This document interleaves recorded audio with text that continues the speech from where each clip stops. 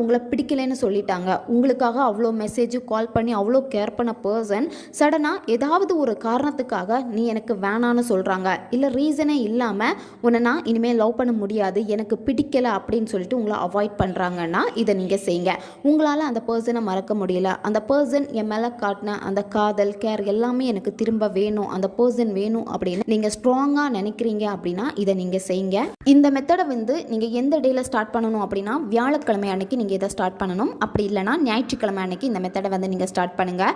எந்த நேரத்தில் இந்த மெத்தடை நீங்கள் செய்யணும் அப்படின்னா நைட்டு நீங்கள் தூங்க போகிறதுக்கு முன்னாடி இந்த மெத்தடை நீங்கள் செய்யணும். அப்படி இல்லைனா காலையில் பிரம்ம முகூர்த்த நேரத்தில் இந்த மெத்தடை நீங்கள் செய்யலாம். இதுக்கு முன்னாடி ஒரு கேண்டில் அல்லது தீபம் ஏற்றி வச்சுருங்க. வச்சுட்டு அந்த ஒளியில் தான் நீங்கள் இதை செய்யணும்.